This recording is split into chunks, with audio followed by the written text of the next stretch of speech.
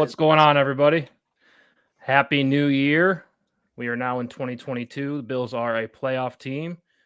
It's a good way to start the new year. What do you think, Anthony? Hey, I'm happy about it. We got what we needed, the W. It wasn't as pretty as we'd like it to be, but the win put us in the playoffs, and that's something to celebrate and start getting ready. For sure. Yeah, this is how you start every new year, in my opinion. Yeah, that's the best way to start. We're still getting used to this feeling, even though it's been 4 years now, but we're still getting used to it. At least I am. I don't know about everybody else. Tell us in the chat if you're like, no, this is normal for us to clinch the playoffs. I keep thinking about the Andy Dalton play, and I've heard a lot of that the past week or so. Where were you when Andy Dalton threw the ball to Tyler Boyd on fourth down for a touchdown?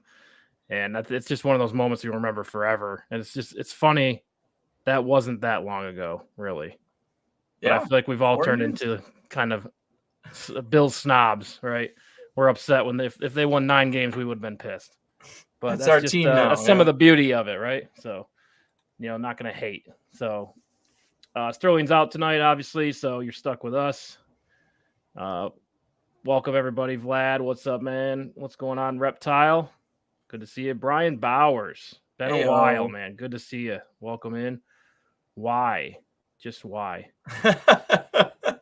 Another golden era for the Bills. Yep, We'll take it. Yeah, the job Sean McDermott's done has been incredible, and that continues to go. I mean, coaching matters. It really does.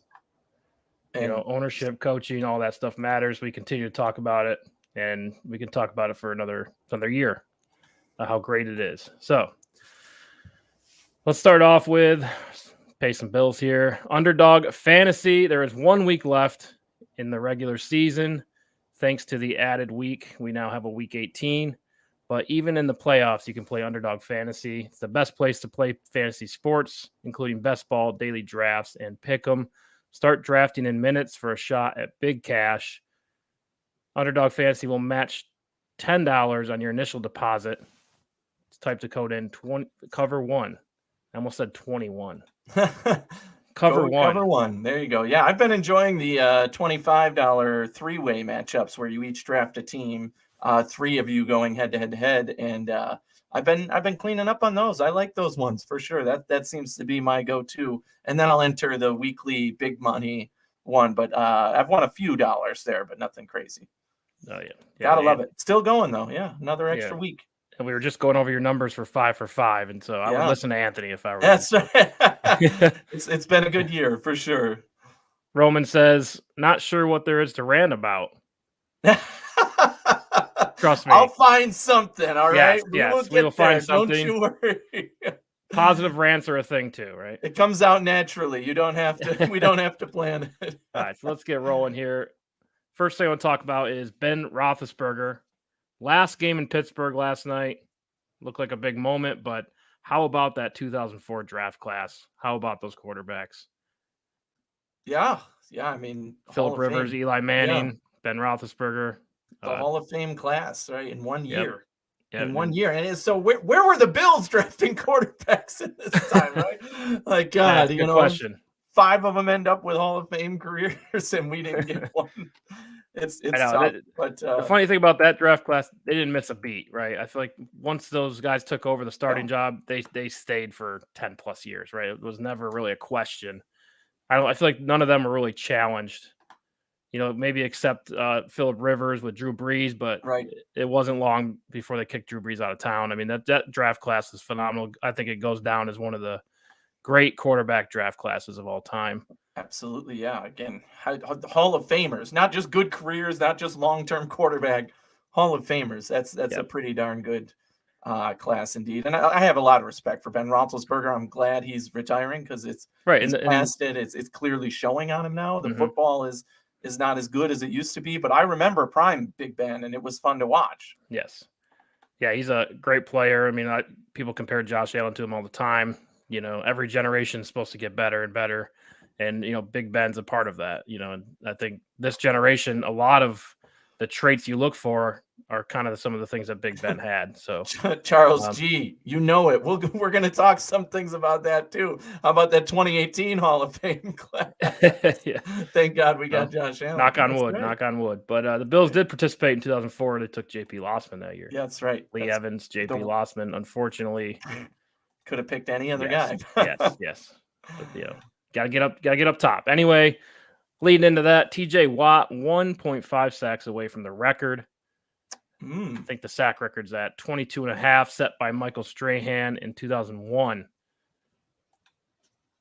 Yeah, this is a crazy thing now because this is the first 17-game, 18-week season in the NFL. So all of the stats and records so far were from 16-game seasons. So with this extra game, there's like an added asterisk or whatever you want to call it. It's not the same as doing it in 16 seasons like Strahan, or 16 games like Strahan did. So but still, a record is a record. You better believe that TJ Watt's playing for that record. He wants to get 2 sacks or at least 1.5. They go to Baltimore. If you recall, Michael Strahan got the free sack. Brett Favre kind of laid down for him, right? And not to mention, TJ Watt played 16 games. Yes, including next week, he will have played 16 games. Oh, okay. He was out 1 week. That's a good way to look at it, too. Yes. I don't know if Strahan did that in his season as well, but probably, I'm guessing, played all the games. Yeah, but it does bring up an interesting point on there's going to be all kinds of records broken in the next, let's say 10 years. I think Derrick Henry was on track to crush the rushing record if he stayed on pace. He maybe had to increase it a little bit, but if anybody can do that, I think it's him.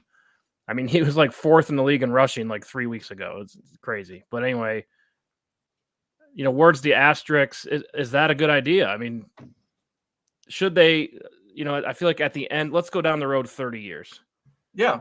Every record will be by somebody who started playing 2021 and I think it's post 2021, right? I think part of it is like we'll look at the big picture of a career in terms of per game stats and what they did per game, and even now, like if we go back 30, 40 years in the NFL, there wasn't a 16-game season then, and we still look at the guys now as the record holders, right? Wow, 5,000 career passing yards is in a season is a big deal, but if you were playing 40 years ago, that would be almost impossible, right? So now, so if you look at it from that perspective, I think 30 years from now, they'll be like, no, that just is the record, because every year it's going to be broken now, right? It's a new bar that's set, and every year somebody's going to, until we get that next person who is an elite player who absolutely shatters it, and that is the real new bar. And I see some people in the comments talking about Jamar Chase's day. Like, that was huge, right? And so what do you have? Almost 300 yards, 266 yards. Yeah, he's the real deal as advertised. But that's another one where he's 5 yards away, I think, from the rookie record for passing yards in a season. So, I mean, he'll get that, see this. Presumably. We'll see this every single year, I feel like. The quarterback passing record, I think is Drew Brees has it. I know it's 5,000, maybe 5,100, somewhere around there. But I feel like that's in jeopardy to be broken any year with the extra game. Absolutely, especially the way the NFL is. You might have multiple people past Drew Brees. And I fully expect that to happen with all of these records coming up. Like I said, I think in the short term, so the next 5 years or so, those of us, watching now will be like, okay, but, it's only 18 weeks, and they used to only be 16. And then that will be going up from there, right? It's 10 years from now, we're going to be the old guys saying, oh, back in my day, it was only 16 games. And, so it'll change. It'll change naturally. As long as Josh Allen gets one of those records, I'm good. That's right. I'll shut up. Anyway, sticking on the Steelers, how about Antonio Brown pulls Avante Davis?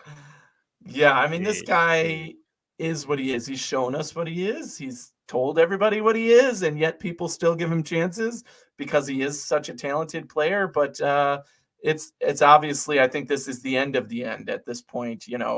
10 strikes you're out, I believe, is what they say these days. And certainly he's had his fair share of chances, and he's blown it. And wow, was that comical? Yes. A little bit worrisome in terms of like mental health. Is he okay? That was kind of my first thought. For sure. Like, man, is there something going on with him? But if he's in a good place mentally and that's what he felt like doing, then I got no disrespect for the guy. Great. Walk off the field. I mean, it was comical. It's not a good thing to do for your team. And, the energy there. The players, good for them. They responded in the right way, saying like, oh, we don't know what's going on. And they ignored it. And that is a team that's competing for a Super Bowl again this year. Right. So, they have to keep their heads on their shoulders. And it seems like they are doing that. But yeah, we hope that it's not, mental health related, and it is just like, you know what, screw this. I'm out of here. Right. I don't need this anymore. But at this point, he is who he's shown us he's always been. Right. I feel like I would be, if I was in this situation where I had money in the bank and coach is being an asshole and I just want to leave in the middle of a game, I'm going the Vontae Davis route where I'm just going to walk to the locker room. That's just more me. Yeah, right. At least less memes. How many memes have you seen of Vontae Davis? Not many. I've seen a couple, but the Antonio Brown memes are everywhere. Yeah, that's right. Yeah, there's just I would definitely pull Vontae if I was there. Anyway, this goes back to mental health in the NFL, and I hear a lot of people talk about, well, the NFL needs to do more. The NFL needs to do more. And then that may be true as far as awareness and things like that. But you got to think the NFL has some of the best facilities, some of the best, doctors in the business. I feel like sometimes people need to want the help to actually get it. You know what I'm saying? Exactly. So I think that's some of it as well. It could just be his personality. He's always been a firecracker. So, I mean, that's, if you put him around these guys, he's going to have his personality and be this crazy guy. And it's gotten more out of control as the years have gone on. So hopefully it's not, health related or, anything else. And it's just for sure him saying, I'm done. And this is the way I do it when I'm done. I got enough money to retire. I'm done. I was it Dancing with Stars? I was on Masked Singer. I get it. You don't need to deal with the coach being a dickhead. I got it. Next highlight here, Washington football team name release is scheduled for February 2nd. Yeah, this is exciting for the fans of that team, especially because when your team is called the football team, it's just boring, right? Right. So are these the finalists? So these are the finalists. I've seen a couple variations to this, but we got looks like 6 left: Commanders, Red Hogs, Defenders, Brigade, Presidents, or Armada. And I think I did read football team still available as well. Yeah, I think they're going away from that for sure based on what they've heard from the fans. I actually, on this list, my favorite is Red Hogs, and it's kind of a tribute to the Hogettes, who were the football team. Well, when they were the team before that, big fans that dressed up as the Hogettes and came to the Red Hogs too. So I like that idea. It's unique. It's almost like saying different. If Buffalo, if we had to change the Bills name, we'd change it to Mafia. Yeah, Buffalo Mafia. That's right, because that's our fans, right? Yeah, that's what it'd be like. A little funky. It's a tribute to them. The other ones, I get it. These are all decent options, in my opinion. I like Commanders. I mean, but what it has a nice ring to it. I mean, if it was me, like you said, I'd pick Red Hogs too, but I think Defenders is second. And what would the logo look like? Football player leaked with a little bit if you go to. I mean, I don't know. Yeah, if you go to Washington's Twitter page, Washington football team, they do have. They have a little hint, and it's got stars. Uniform's gonna have stars on it. Makes me think it's not Red Hogs. Exactly. But, these other ones make more sense for that because they're all DC related, which makes sense too, I guess. Yeah. But I mean, none of these are related to. I think Red Wolves or Wolves. I think that one's out now. So I get it. It's the Capital. You got to stick to the Capital. We got the Nationals there, right? The Capitals, right? And obviously the Redskins didn't really fall into that, but they should have changed this years ago. But yeah, I think Commanders, Defenders, Brigade, any of those fall into that Washington area. So I think all those would be fine. Anything but football team would be fine with me. Yeah, exactly. Something more exciting for those fans. So let's move on here. We got a little segment that I want to try. Anthony, this is for you. All right, I love it. And it's called Boot or Scoot. I don't have any fancy graphics to introduce it or anything. A boot, scoot, boogie. Yes, we probably don't have the rights Boot or to that Scoot. song. I probably don't. We probably can't say that. Great song though, by the way. Yeah, it is. Yes, that's Kathy's favorite country song. So, boot means cut, move on from. Okay. Scoot means keep and move forward. Gotcha. So maybe resign, could be, not trade. Right? Retain services Retain. of. There you go. Yeah. There you go. All right, so let's start it off with an easy one here. Teddy Bridgewater. Ooh. If you are the Broncos, are you going to boot or scoot? Oh, this is a hard one. So now it's if I'm the Broncos, not just any Yes. team on Teddy Yes. Bridgewater. Okay.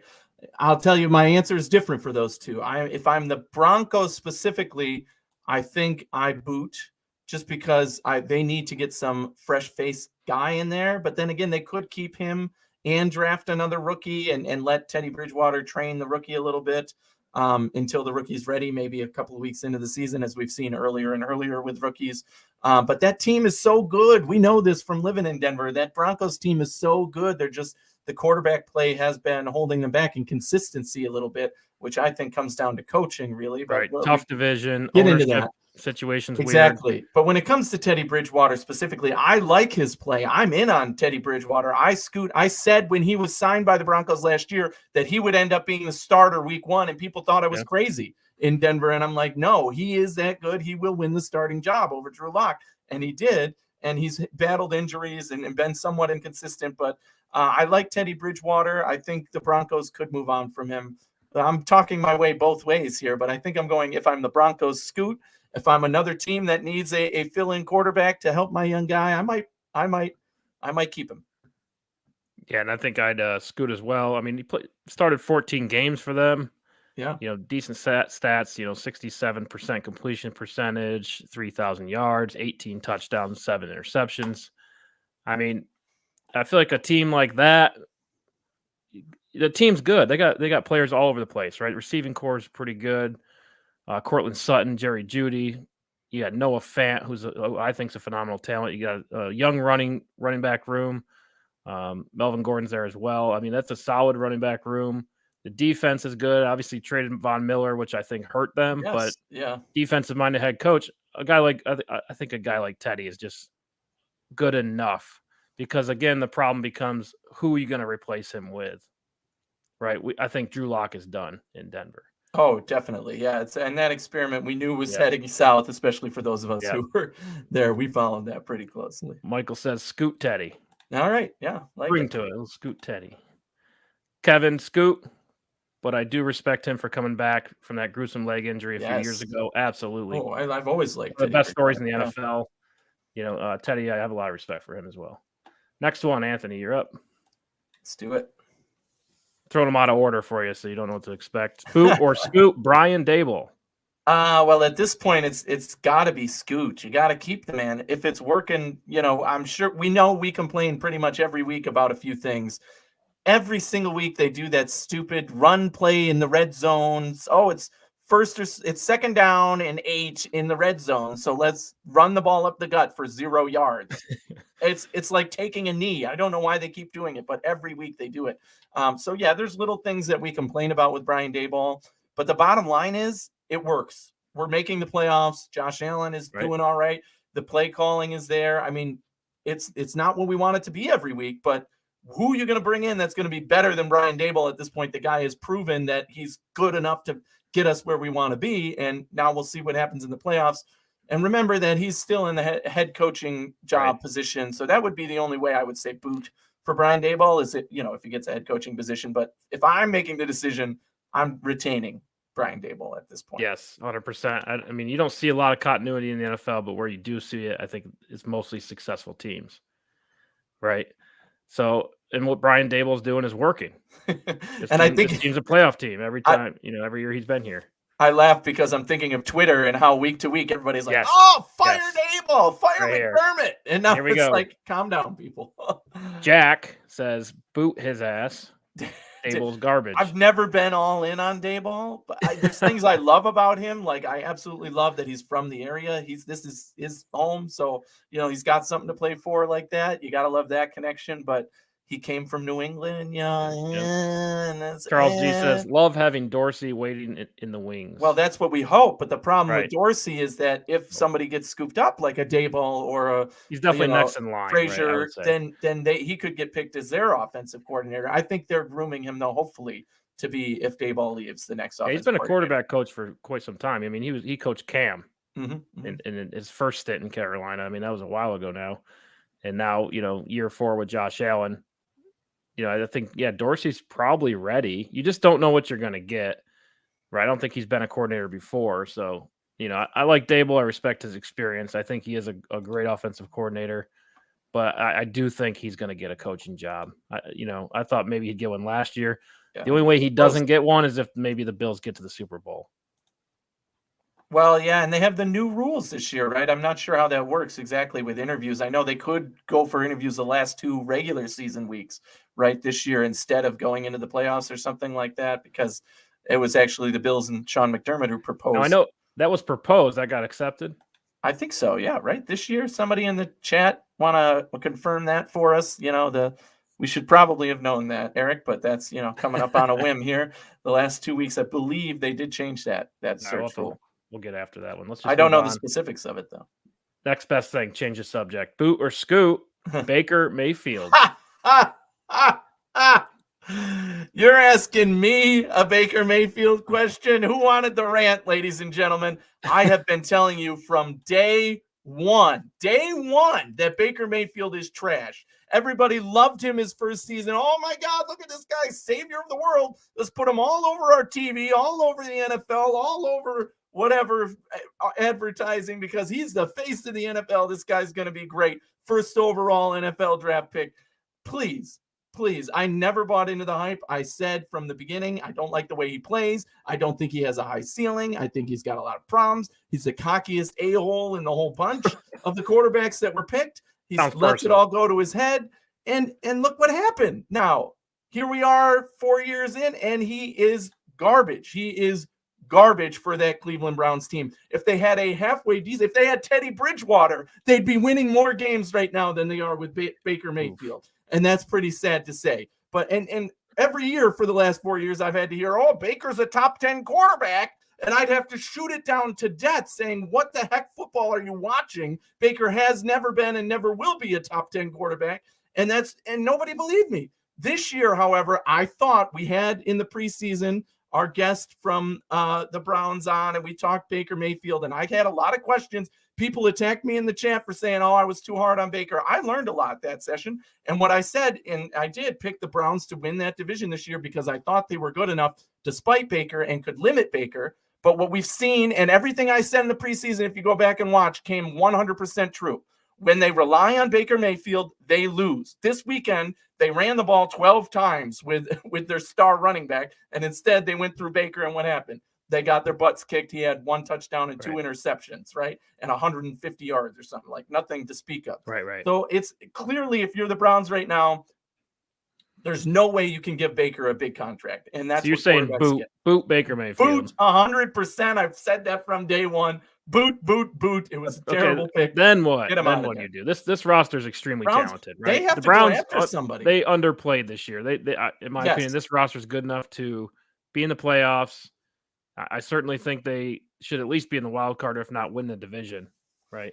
Yes, that's what I picked him to win the division, and they came up short. So sad, disappointing. So they really have to really put that on the quarterback. You need a good replacement. Yes, and we know this. Quarterbacks are too hard to find.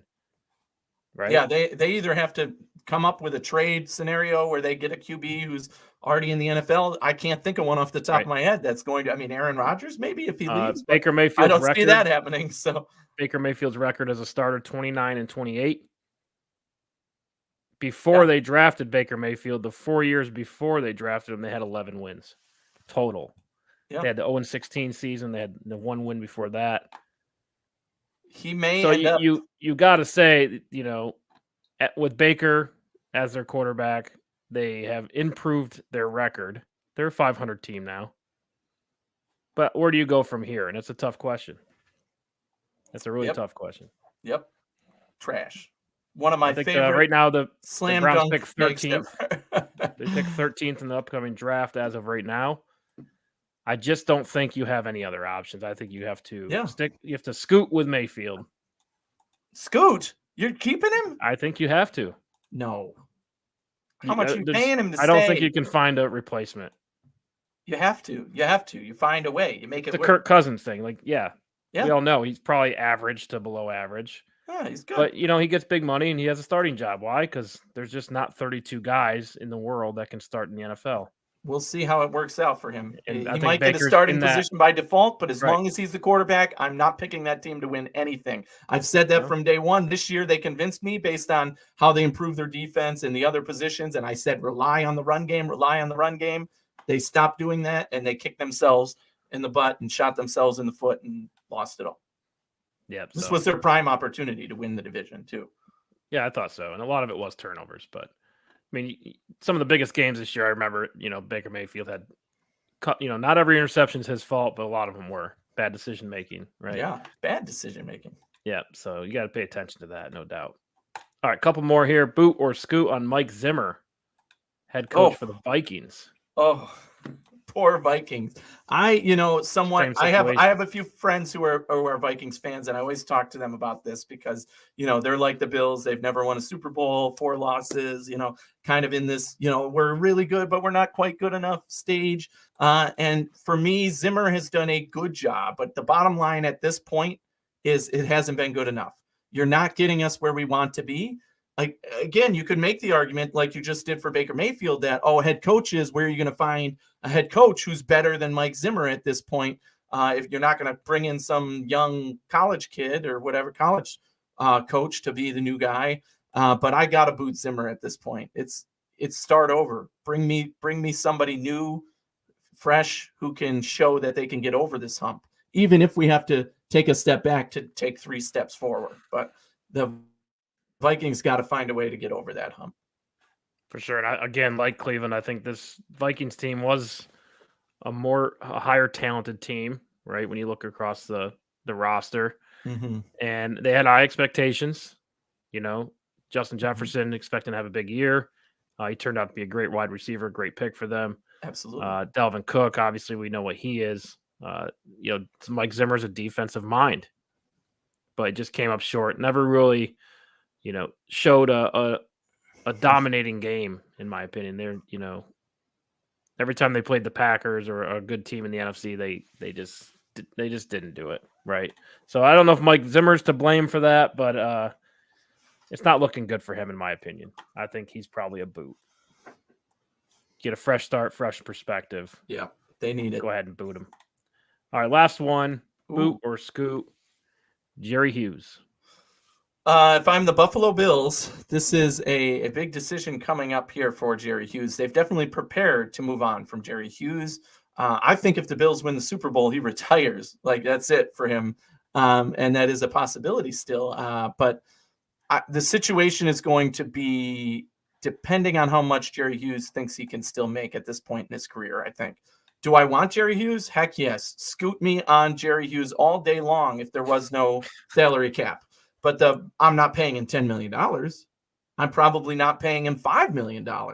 I'll give you, 3.5 for, to be the guy to teach and mentor still these young guys. You're no longer our starter, but, you can be there. You can still have an impact on the game and still continue to mentor these players. So I'm still scooting on Jerry Hughes. He hasn't made the flashiness. He's clearly lost a little bit in his step, but he's still a leader on that defensive line, especially, and on this Bills team. Remember, we traded, a pair of dirty jeans for this guy, and we hit the, he's been on this team leading the way for years since then. So appreciate that at least. So respect. I'd like to keep that veteran in the room if we can. Yeah, he made $9.4 million this year, 2021. Mm-hmm. So like you said, not willing to pay $10 million. I think I could see them bringing him back for another year. Mm-hmm. Right. I think he is a big part of the defensive line. Other decisions you got to make: Mario Addison, Vernon Butler, Harrison Phillips, F.A. Obata. Butler. Oof. Yep. All on contract years. So a lot of big decisions on the defensive line. Likely why they went draft heavy defensive line last year. Sure. Yeah. Yeah. They were ready for it. Luckily, the young guys are ready. What's the consensus? Charles G. contract is up, so it's a mutual boot. Yeah, maybe. Jerry had some good service too. I know. I just can't see him playing on another team, though. It would make me Michael so says, sad. Boot Jerry. The NFL. Yeah. I think I'm just really comfortable with Jerry. Like you kind of know that position's held down. It's been like that for a long time. Again, I always ask the question, who replaces him? I think you got to keep Mario Addison or Jerry. Maybe not both. Oof. Then if you ask me that, I'll still take Jerry for his leadership. And they love Addison. We know that McDermott loves Addison and his attitude changed this year. And he's played really well this year, actually. Again, I think draft position's not going to be great. It's not like it'll be no. 1 for 1, right? You're going to have to develop that position. Yeah, and they have been this year. Which is good. Right. Which is good. Definitely have a good eye for talent, so that helps a lot. All right. That is Boot or Scoot. Liked it. That was fun. Interesting. Yeah. A little twang change of pace. Yeah. Gonna have to make a cool intro video for that. There you go. Anyway, Bills Falcons recap. Another snowy day in Buffalo. Pretty crazy game, to be honest. A lot of ups and downs. It wasn't. I was going to say that I wasn't worried, but that's not the case. I was definitely worried. Halftime, we were not winning. Yeah, that's definitely not good. When you're some of the old Bills traditions of being in the hunt came back, and I'm like, are we going to blow this game and let New England win the division? Mm-hmm. And got a little nervous there, but defense stepped up. I think the highlight of the game is the defense played phenomenal. I think they were huge on third down against the Falcons. I think it was like 1 for 7.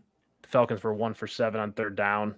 So that was really a huge factor in the game is, the Falcons couldn't really finish any drives. Yeah. And that's ultimately, like you said, I was at my in-laws for the New England game, and I was watching it in a room alone because they don't watch football, but I'm watching it and trying to be quiet and everything. And they're like, oh, are they winning? I'm like, well, yeah, but it's the Bills. You have to have your heart medication ready at all times because they just, no matter what the situation is, they have to give you a panic attack. Right. And the Falcons were still in the playoff case in this game. Yeah. They needed the win. We knocked them out of the playoffs with this win, and they were playing like it. You could see that on the field. And Kyle Pitts, man, he went out with an injury, and that was a major factor because he was making plays even when he was covered. He's a huge mismatch. Our defenders were playing him well, but he just, he's that guy. You can see that in him. Again, one of those records that's going to be broken, tight end, rookie numbers for a tight end. I think he already did break it.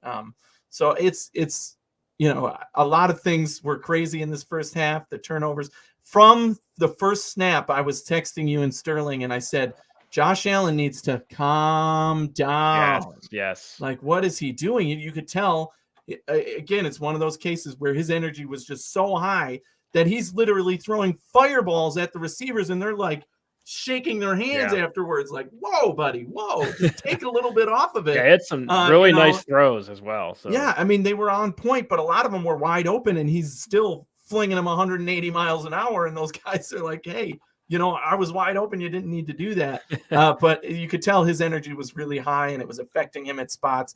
The interceptions, I mean, 2 of them were tipped. One was a bad decision for sure in the first half, I'm talking. And that was, ugly. You don't like to see it, especially the red zone interception, where he's running to the sideline, threw it across the field. It got tipped and then intercepted in the end zone. That's bad decision-making on his case, like you're trying to do too much. You're going negative first. So, 3 drives in a row with an interception. Mm-hmm.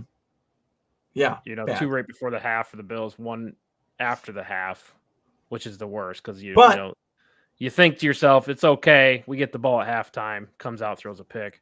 and what sucks about some of these drives, like the first interception was a 12-play drive. Yeah. All the way down. You're on the Atlanta 10 and you throw a pick. I mean, it gets tipped. These things happen, right?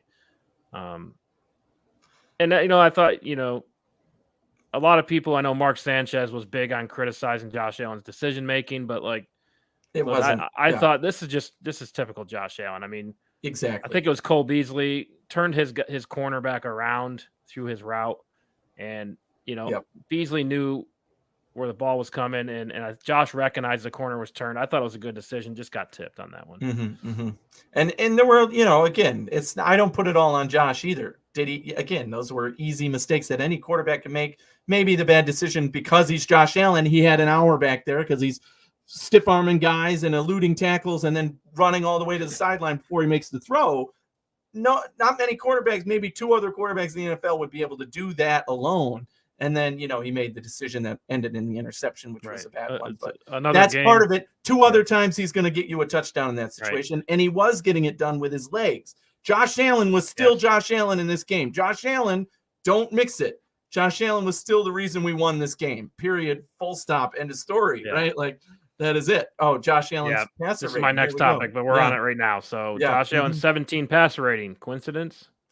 Yeah, right. I mean, this 17. Is something, they were highlighting this in the broadcast, and man, I hate having Mark Sanchez in the booth. Yeah, he was, just so biased. I'm just like, shut just very up, negative. Dude. Yeah, right. But Josh got to be better here. It's like Mark, or he kept saying Josh should have checked it down. He should have checked it down. Yeah, like, Mark, that's. There's a reason you're in the booth. Buddy. Yeah. There's a reason. And it's, again, Josh Allen being Josh Allen is why we won this game. It's also why this game was as close as it was. But we as Bills fans will take that. If this was the AFC Championship game against the Kansas City Chiefs and we were losing at halftime, we'd all be freaking out. But you know what? Mm-hmm. We won this game because of Josh Allen. Period. End of story. And that's if this were that game to get us to the Super Bowl, I'd take it 100 times out of 100. Right. I don't care. Right? 17 passer rating, be damned. Every quarterback has a game like this, right? You don't like to see more than one, but I mean, even Aaron Rodgers has one game like this every year. It seems like, a 0 passer rating or a 4 interception game.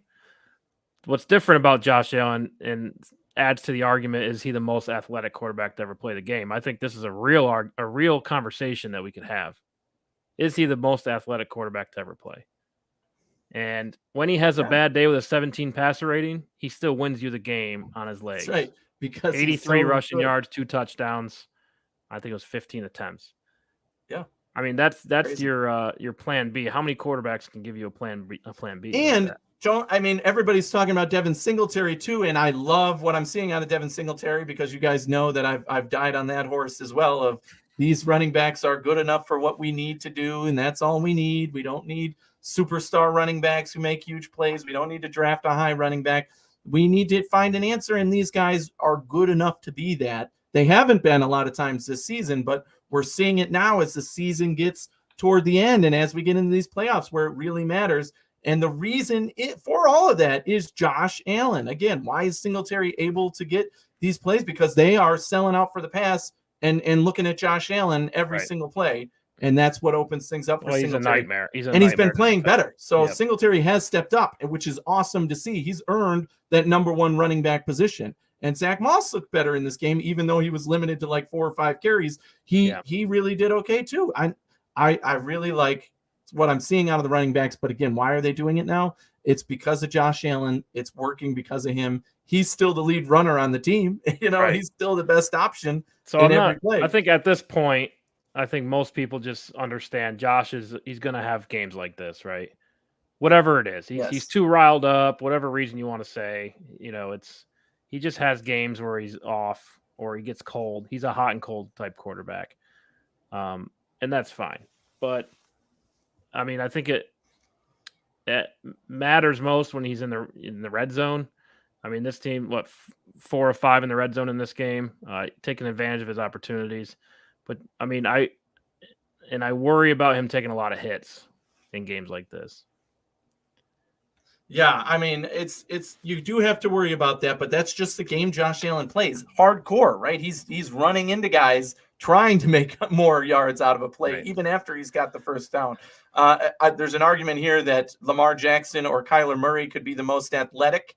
What are you doing? Running a marathon? Sure, I'll take those 2 guys. But if you're talking about playing quarterback, I don't think either of those guys are as athletic as Josh Allen is. That's a good argument. I mean, if you combine arm talent and ability to run and the things Josh Allen can do running, you don't see Lamar Jackson trucking dudes, all right? Josh Allen can do that. Lamar Jackson cannot. He's speedier. He's faster. He can elude them. He is, at least as far as I'm concerned, the best running quarterback. But he can't do the things Josh Allen do. I said that last week, too, about that play where Josh Allen juked a guy and then busted through for 5 more yards.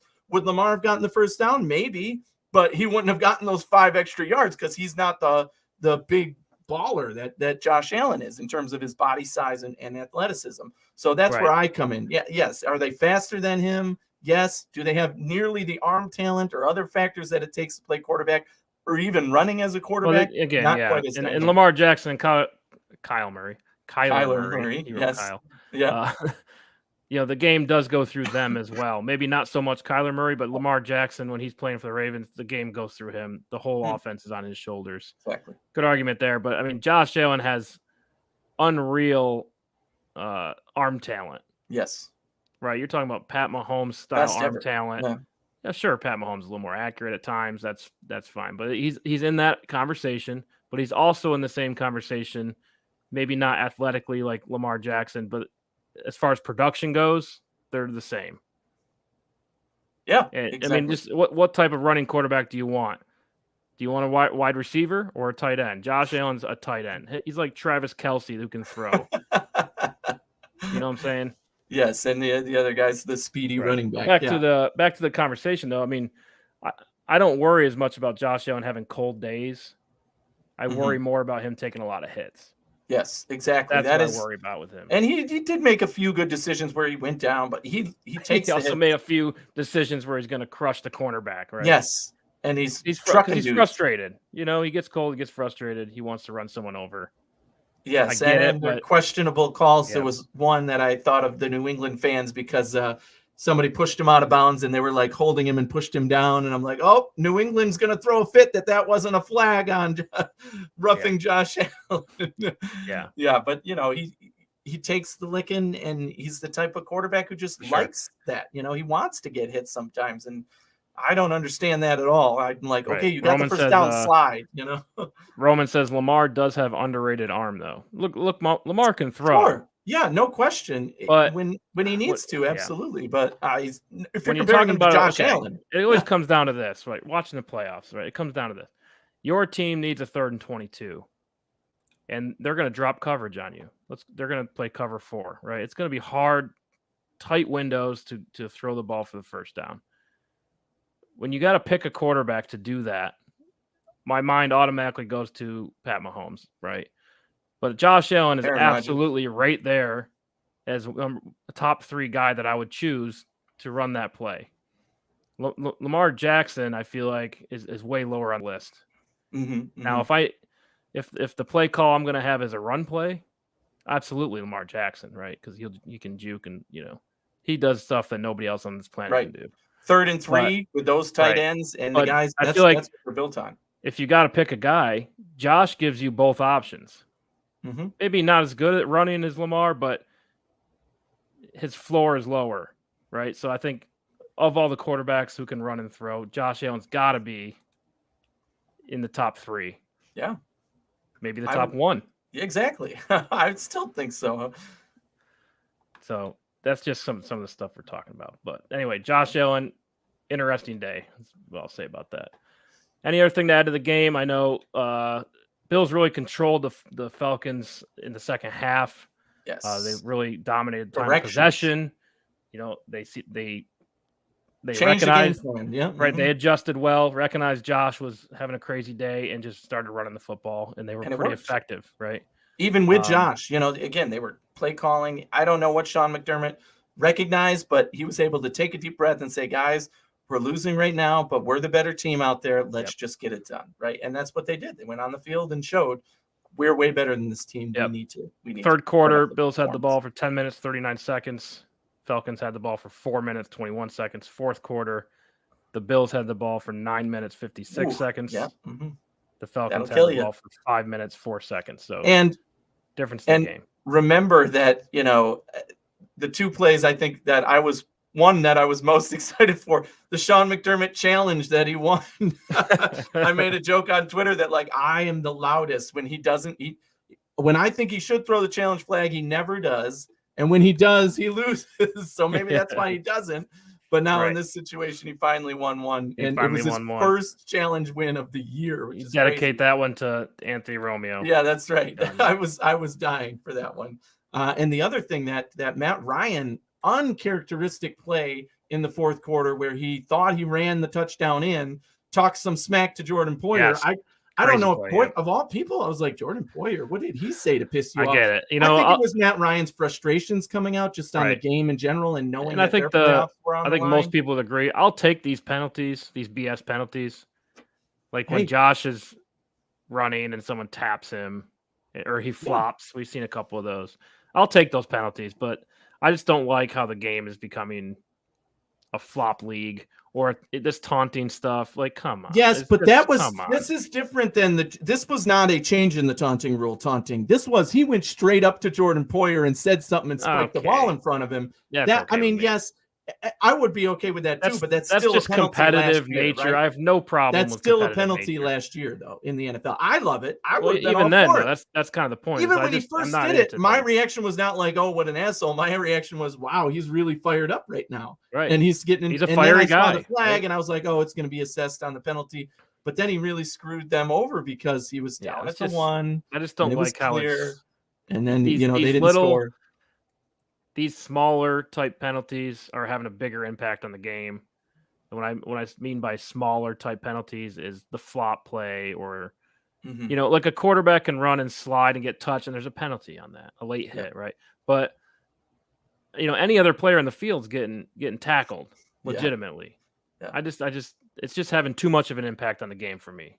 That's all I'm saying. Yes. And I agree. And it wasn't like that was meaningful. I mean, they probably would have onside kicked it after that, but what are the odds of that? It just had a huge impact on the game. 7 over a taunting. It was. Come on. It was. And I felt kind of bad for them at that point, but because that drive was amazing by Matt Ryan, especially the guys were in his face and he was making plays. I was like, holy crap, this guy's still got it. Still got it as a veteran. Like he can still play and still compete, and again, Kyle Pitts, the difference maker, I think, for the Bills and the Falcons in this game. Yeah. Kyle Pitts was tearing us up in that first half. He had a hamstring injury, went out for the second half, and it changed both teams. This is a tight end that can legitimately play wide receiver. And everybody knows I love him.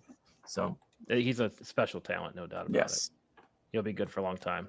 Yeah, I knew that they were going to attack the corners because Kyle Pitts on Levi Wallace or even Dane Jackson is a mismatch. It's huge, just huge. Yeah. So it's just. But they did play. Our defenders, our cornerbacks played very well in this game. I thought against those position players, some of whom outmatched them, but they did what they had to do. Right, and that's something to pay attention to going into the playoffs. Going to need the corners to step up, right? Let's take a look at the playoff picture. Just want to pop up the couple of teams have clinched now. Playoff machine again. Can you see? There we go. Yep, we got it. Yeah, so basically I just ran my scenario on here, what I think is going to happen, but it gives you a good picture of, what the Bills are looking at. I think it's vast majority the probabilities that New England's going to go to Buffalo. Love it. When you're talking probability. Now, but how do you feel about that? I don't really want to play New England again, to be honest with you. I'd feel a lot better if Cincinnati knocked them out or Kansas City knocked them out. Get out of here. Well, it's just, come on. Look at this matchup. Here's how I will break it down for you, Eric. We all know that you are New England obsessed. You still have a bug up your butt about them. We get it. But look at the teams on this chart right now. Look at the teams on this chart. You're not playing the 7th seed at this point, right? So Tennessee has clinched the 1, I think. Yeah, right? For listeners, I got Tennessee at 1, Kansas City's the 2nd seed, Cincinnati 3, Bills are 4th seed. The New England Patriots are the 5th seed, traveling to Buffalo. The Colts would travel to Cincinnati, and then I have the Chargers beating the Raiders, getting into that 7th seed, and traveling to Kansas City. This is a great scenario for the Buffalo Bills, and I'll tell you why. We have here 2 division matchups in this first round of the AFC playoffs. The Chargers playing Kansas City is tough. Period. End of story. Full stop. The Chargers beat them earlier this season. Remember, they can beat the Kansas City Chiefs. That would be great for the Buffalo Bills. Absolutely. So that's the first thing I like. But the matchup with the Bills, you're looking at these teams. The New England Patriots are the best matchup for the Bills of all of these playoff teams. Of all of them. Yeah, you look at that might be a good point.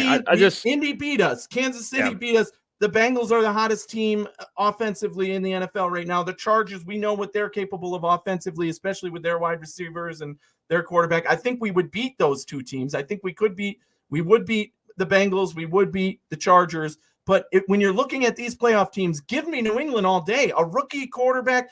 You've heard me rant over the 2 weeks that we played them. We are so much better than the New England Patriots. It's not even funny. So please give me that game all day long at home in Buffalo. The rematch without 80-mile-an-hour winds. Be damned. We could beat this team under any conditions, and they're the best matchup for the Buffalo Bills in my mind in this scenario. Right. You're focused on the offense. I focused on the defense for the Patriots. That's the strength of the team. We crushed them. Bill, how many playoff games has this team won? Just the coaching's insane. Rookie when you go back and look at what they've done in the past, look, a lot of these corners, the McCartys. What they've done in the past, this isn't that team anymore, Eric. They didn't even make the playoffs last year. They didn't have a lot of their guys. One year. And look where they're at now. They're backing into the playoffs, really, on this scenario. So I mean, we'll see what happens. Yeah.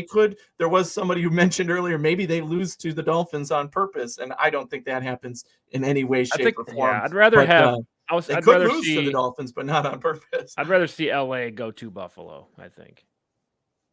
I'm not sure if that's even possible. Yeah, I mean, I don't care. I think that's the next best matchup for sure. But you're basically saying you don't want to play Indianapolis. That's basically what you're saying. Yes, I do not want to play the Colts. That's probably the first team I don't want to play because they've proven, I think, again, we can beat that team.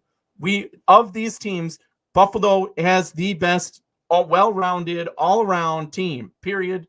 Again, in the AFC, have we played as consistently? No.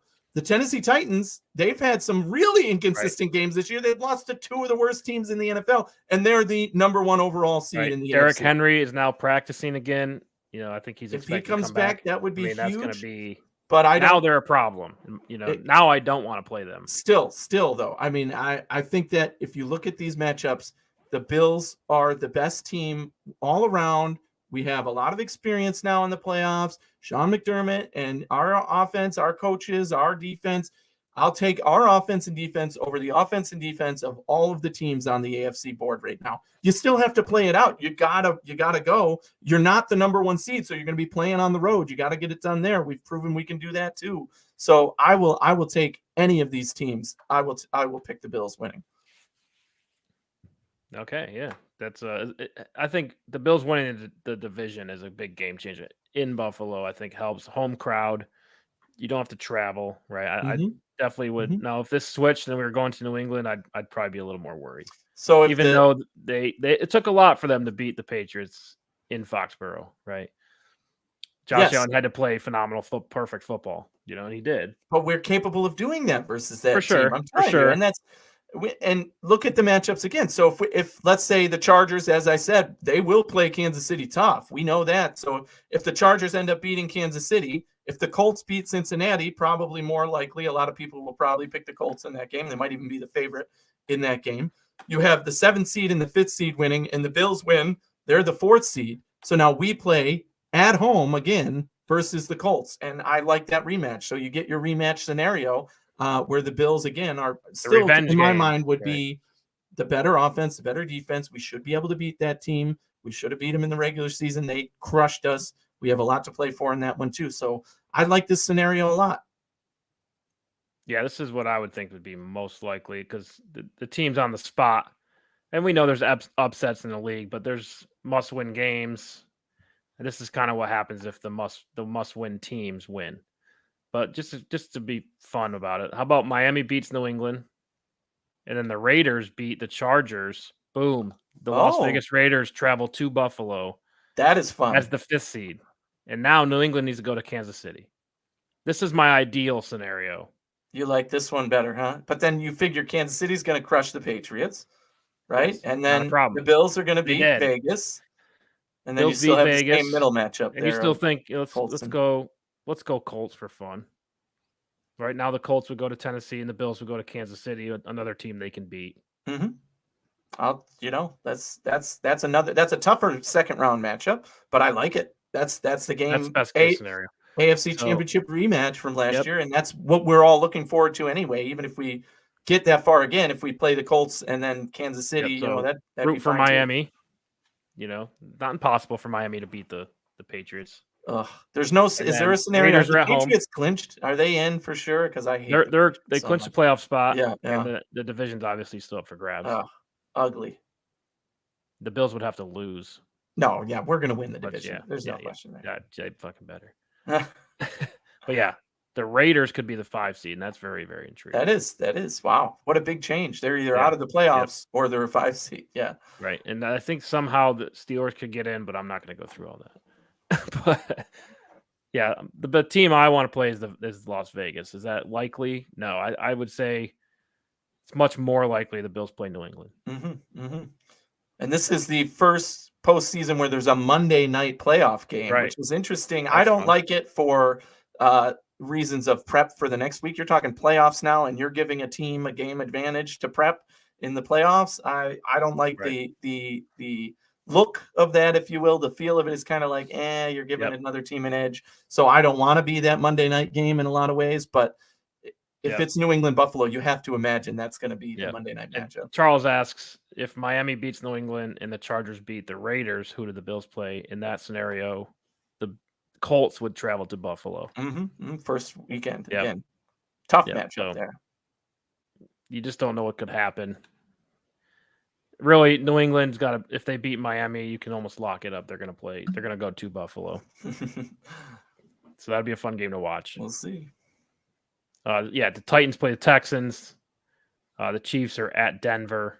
Those are two quarterbacks that aren't going to, expect them to win. Yeah, exactly. Those are backup quarterbacks. Something crazy would have I got Davis Mills for the Texans. I think, is it Drew Lock still for Denver? I think so.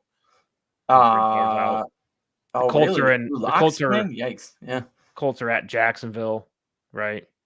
Mm-hmm. And the Bengals in Cleveland. I'll take backup quarterback in Cleveland. So I mean, possibly, really, it comes down to the 3 games. Buffalo has to win, obviously, and then Patriots at Miami, Chargers at Raiders. Those are the 2 games to watch, in my opinion. So, yeah, Playoff Machine, ESPN, Google it. Things a great time. I could spend hours on that. So, what a fun year, though. It's talking about another home playoff game. That's right. You just can't. Just got to handle your business this week. Handle your business and. You're playing the Jets, right? So it's favorable for the Bills in a lot of ways. So you want to do your 5 for 5, and then we'll jump into the Jets. Let's do it. See what we got going on here. All right, ladies and gentlemen, my 5 for 5 this week, a finale, a bonus week, if you will, week 18 in the season. We're still hovering right at 60% winning for the year. That is a huge percentage if you are a bettor for sure. And I've got another batch of 5 here for you. We're starting at number 5, the Washington football team, soon to be renamed, -7 at the New York Giants. The Giants just all over giving up, and Washington still has a little bit a fight in them. So I'll take Washington -7 at the Giants. My number 4 pick is the Cardinals -6.5 versus the Seahawks. Cardinals have been playing well. I still like them in this game, even if there's a backup quarterback playing versus the Seahawks. The Ravens -4 versus the Steelers are my number 3 pick. Ravens need a good win to get them going for the playoffs. I still like their way they match up versus the Steelers. So I'll take the Ravens -4 there. My number 2 pick of the week is the Bengals +3. Kind of shocking here at the Browns. Baker Mayfield is questionable, may or may not play, but I'll take the Bengals with the points there. And my number 1 bet, the big bet of the week, even though they're out of the playoffs, I'm taking the Vikings -2.5 versus the Bears. I like that Vikings offense and what they're capable of. So I'll take that as my big bet of the week. So there we go again. My 5 finale for the year. Washington -7 at the Giants. Cardinals -6.5 versus the Seahawks.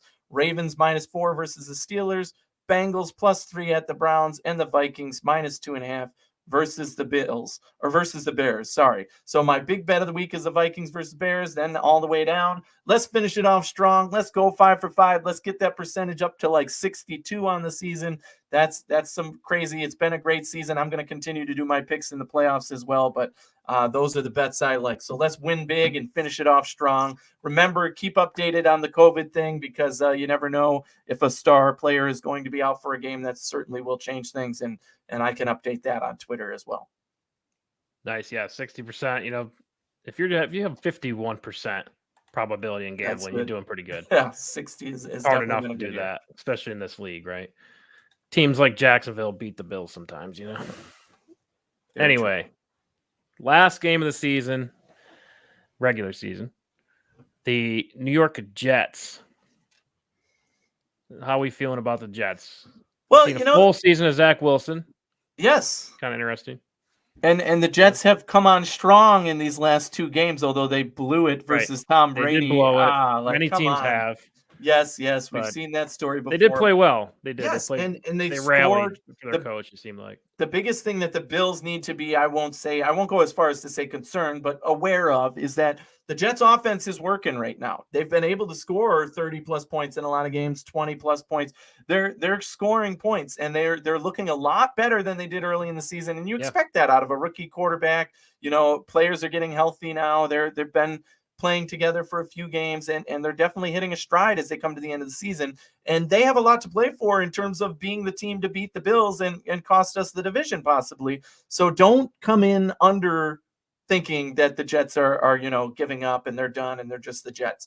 That being said, the Bills still outman this team at every position pretty much, and it's pretty bad matchup for the Jets. Even though they're playing better, it might not be as big a blowout as the first game was, but I fully expect the Bills to do what they do and just come in and make this a smooth and easy win heading into the division, winning the division and get ready for that first week of the playoffs, because our offense is going to score more points. Our defense is going to limit the Jets offense, even though, like I said, they're going to score points, but it's not going to be 30 points for sure. I think when you think of this Jets team, you instantly think rebuild. Yes. Right? They've been in a permanent rebuild. And they look good right now. So, and I do like their GM. I think he's one of the better GMs, to be honest. Mm-hmm. Joe Douglas. I mean, obviously, still to be determined with the draft picks and things, but they got some good pieces. I mean, Mekhi Becton gets hurt for them. They move on from Sam Darnold, kind of the big highlights of the offseason. Dropping his name right now, but the other offensive lineman that they drafted out of USC. Oh man. Yeah. Anyway, they've had injury problems this year too, but they're playing well right now with the guys they got. That's for sure. But still, they're going to be outmatched. That offensive line is going to be outmatched versus our defensive line. I mean, Quentin Williams turned out to be a heck of a player. Yes. Zach Wilson, I think. I mean, let me ask you this: is Zach Wilson an upgrade from Sam Darnold? Yes, absolutely, 100%. I said that coming into the year that the Jets are rebuild. I did not expect a lot from Zach Wilson this season, but now going forward, year 2, year 3, you're going to put a lot more on his shoulders, and you're developing him the right way. You're letting him get experience with no expectations in year 1. You're coming into year 2 saying now we have to improve on year 1, and then year 3 we're really contending and fighting, and now we've built this thing into a better all-around team for you to be able to lead us to the playoffs. And I think that bodes very well for the trajectory of Zach Wilson's career. He just has to continue being the player he is, continue developing the way he can, and the Jets have to get the best out of him and keep him healthy. So I think they are building the team in the right way. And in 3 years, they might be the team contending with the Bills for the division, and we will forget all about that team in New England. Mm-hmm. Elijah Vera Tucker, by the way. Yes, that's it. We wanted the Bills to pick him. Heck of a lineman. So I expect them to develop a running game moving forward. They have 2 picks, I think, in the top 15. Mm-hmm. Yeah, at one point they were both top 10 picks, right? Right. So they're gonna have another good draft player. Yes. Good draft picks to choose from. And again, you got to hit on these. They have right now number 4 and from Seattle, number 7. Yeah, that's So pretty. that's 2 in the top 10 right Yikes. now. Yeah. Yeah. If you're the Bills, you're not worried so much about that in this coming season. But again, 3 years from now, those two guys are top 10 picks in the NFL Right. draft, are more likely to be good players than not. Yeah, and have you watched any Zach Wilson at all this year? Limited, but some games, yes. Yeah. And I think he's exactly what I've continued to say he is. He's learning, he's young, he makes some stupid decisions, but I like what I see of him. Yeah. If I'm a Jets fan, I'm excited. Basically. Yeah, he's a playmaker. I think that's the best way to describe his Yes. arm talent. He can throw the ball anywhere on the field, and I think Sam really was kind of limited with that, right? He's more of a underneath quick slant type quarterback. Likes to make plays with his legs. Definitely. Zach Wilson, his arm talent really jumps off. I think he does have to tone it down a little bit, be a little more under control. Refined. Yeah, he's got to be a little more refined. Yes. And that comes with experience. He will be better next year, hopefully, for the Jets. And then, going into year 3, that's when the expectations change. I'm seeing a lot of talk in the chat about, expectations of the Bills coming into this game in terms of, we've come in flat against opponents who are inferior to us. But you got to remember, this is a divisional opponent. Sean McDermott is putting 100% effort into this game, just like he did versus the Patriots.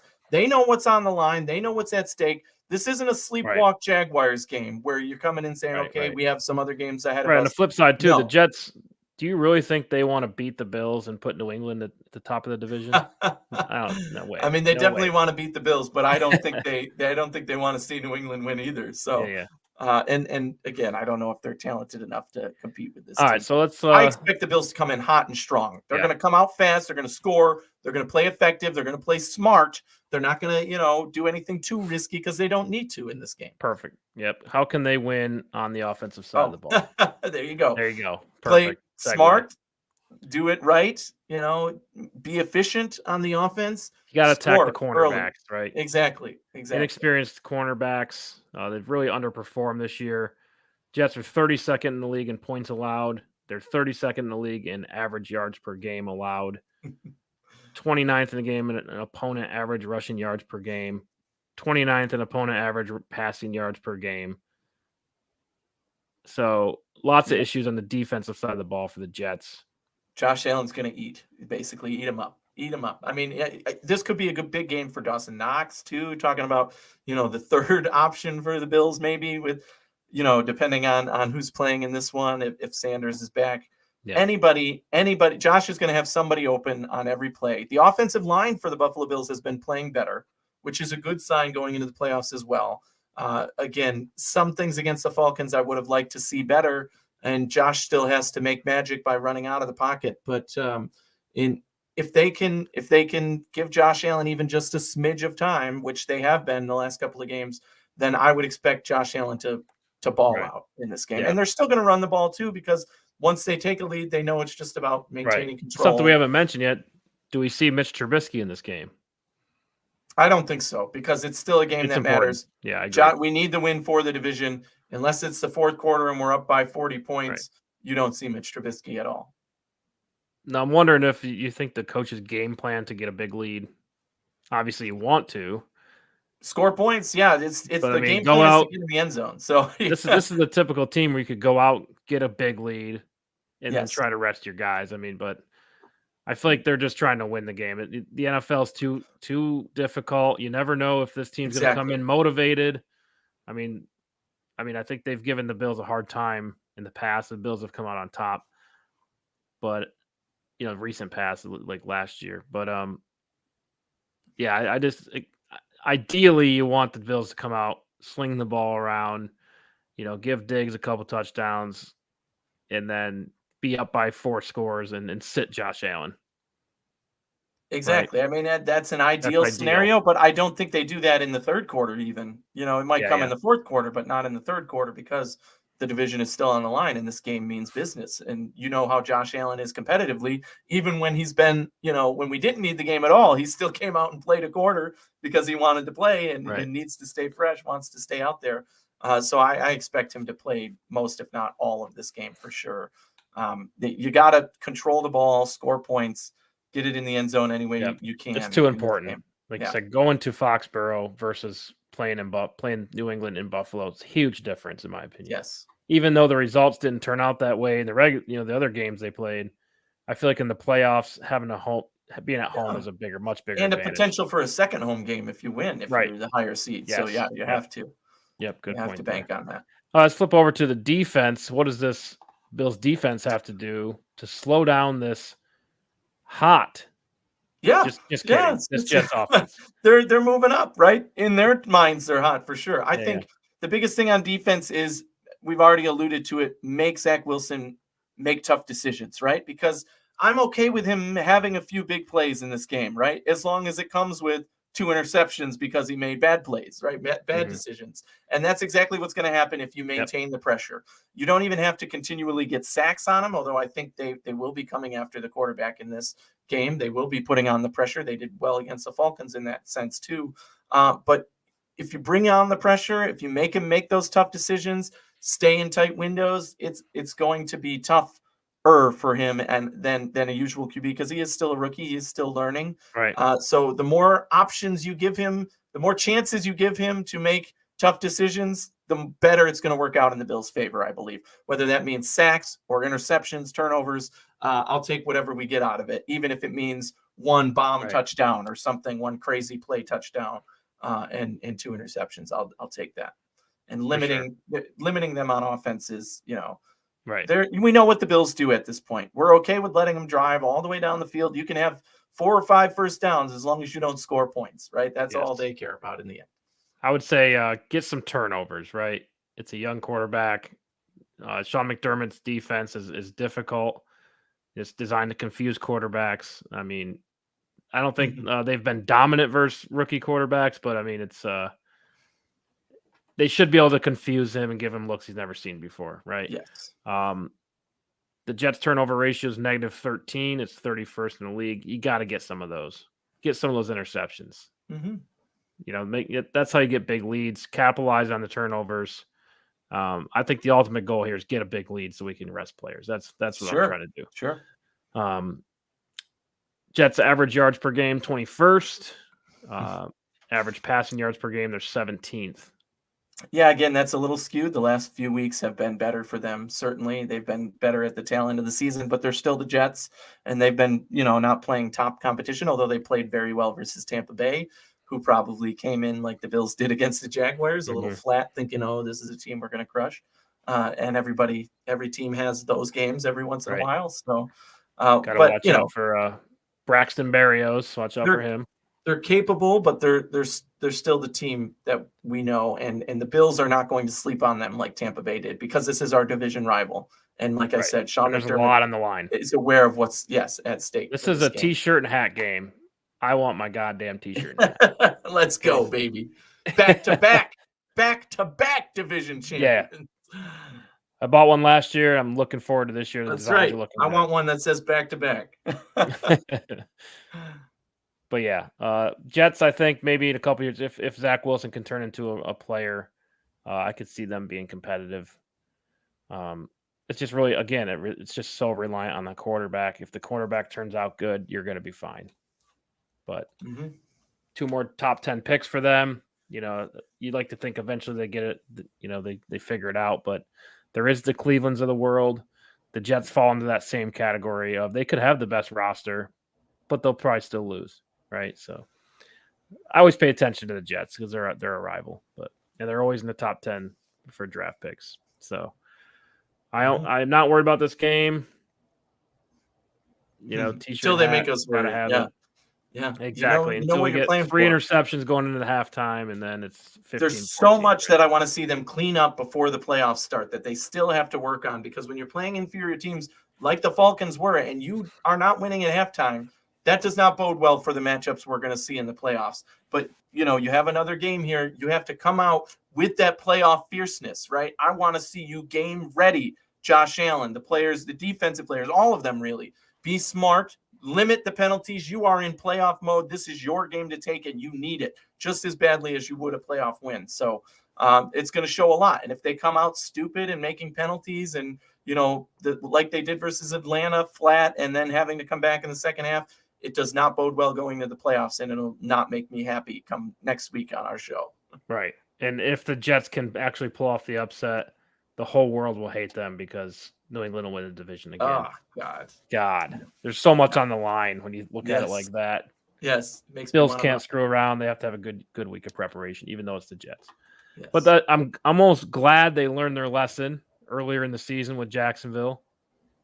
I think that's fair to say that you will no longer overlook teams, right? Because that was embarrassing for them. And again, most teams do that once, and then you're not to do that again. Yep. But this is a division game. Not going to happen. Yeah. So we'll leave it at that. Thank you for joining us tonight. Looking strong into the new year, as we said. Keep the streak going. Looking forward to the playoffs. That's right. And appreciate it. Looking forward to that T-shirt and hat. Let's go, baby. Yes. Ordering it again. When you get your T-shirt and hat, please share it with me. I want to see some pictures. That's right. So we'll see you next week. We'll see you in the playoffs. We'll be getting you ready for the wild card game next week. Be sure to tune in Tuesday nights at 9. Check out the podcast in every major place. What do you call it? Outlet. Yeah.